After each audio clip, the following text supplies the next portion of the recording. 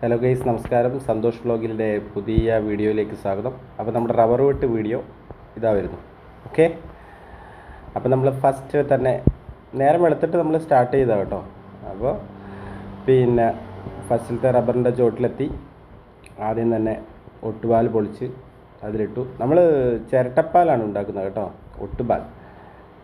ഒട്ടുപാൽ means ചിരട്ടപ്പാൽ. അതായത് നമ്മളത് പാലെടുക്കാറില്ല. അതിൻ്റെ ചോട്ടിൽ തന്നെ ഉറഞ്ഞതിന് ശേഷം 1.5 ദിവസം അത് പൊളിച്ച് താഴേക്കിടും. എന്നിട്ട് അടുത്ത ദിവസം വെട്ടൽ തുടരും. നമ്മുടെ ക്യാമറമാൻ നമ്മുടെ മൂത്ത മകൻ അഭിജിത്ത് PS ആണ് കേട്ടോ. അപ്പോൾ ചെറിയ ചെറിയ വീഴ്ചകളൊക്കെ ഉണ്ടാകാം. അപ്പോൾ നിങ്ങൾ അത് നമ്മളോട് ക്ഷമിക്കുക. അപ്പം നമ്മൾ ഏകദേശം ശ്രദ്ധിച്ചാണ് വെട്ടുന്നത്. കുറച്ചും കൂടെ സ്പീഡിൽ പോകാം. കാരണം നമുക്ക് ക്യാമറമാൻ നമ്മുടെ സ്പീഡിനനുസരിച്ച്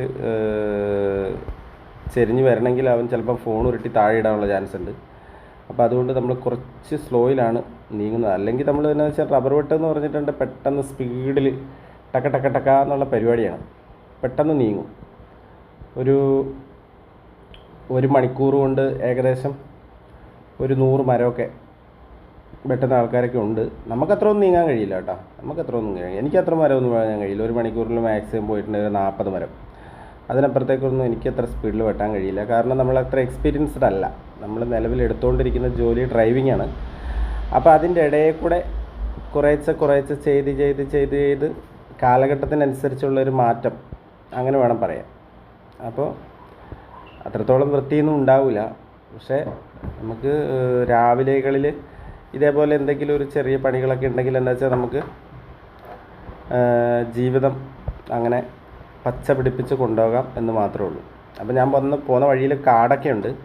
അപ്പോൾ ഇപ്പോഴത്തെ സാഹചര്യത്തിൽ എന്താ വെച്ചാൽ കാട് വെട്ടിയെടുക്കാനൊക്കെ എന്ന് വെച്ചാൽ ജോലിക്കാരെ അതിൻ്റെ ഇടയ്ക്കൂടെ വിടലൊക്കെ കുറച്ച് ബുദ്ധിമുട്ടാണ്. കാരണം മഴക്കാലം വരികയല്ലേ. കാട് ഒന്നിച്ച് വെട്ടാൻ വേണ്ടിയിട്ട് അവിടെ പിന്നെ വെക്കുകയാണ്.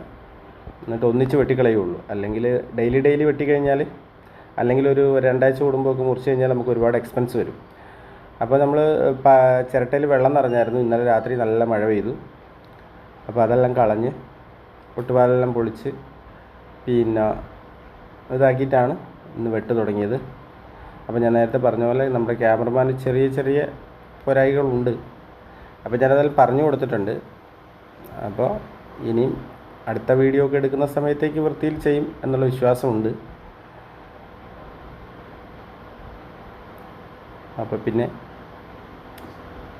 ഇപ്പോൾ ഒരു സെക്ഷൻ ഒരു സൈഡിലേക്കുള്ള ഇതിൻ്റെ അപ്പുറത്ത് ഒരു ബെൽറ്റ് കെട്ടിയിട്ട് സൈഡിൽ മുള്ളുകേലി കെട്ടി ബന്ധിച്ചിട്ടുണ്ട് അതിൻ്റെ തൊട്ടപ്പുറത്ത്.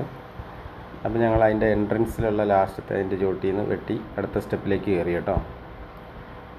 അപ്പോൾ ആദ്യത്തെപ്പോൾ തന്നെ ആദ്യം ഒട്ടുപാൽ പൊളിക്കുമ്പോൾ തന്നെ പാല് ഓൾറെഡി ആ ചിരട്ടയിലേക്ക് വന്നു കഴിഞ്ഞു. കാരണം എന്താണെന്ന് വെച്ചാൽ ഇന്നലെ ശക്തമായ മഴ പെയ്തു.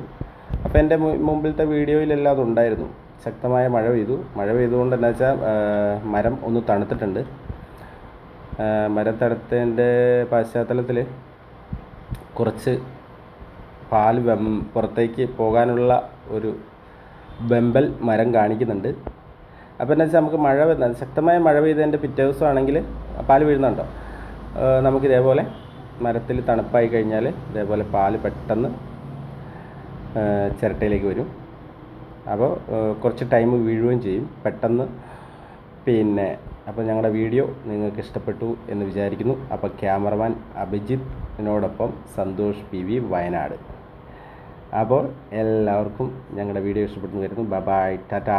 Okay, bye Tata.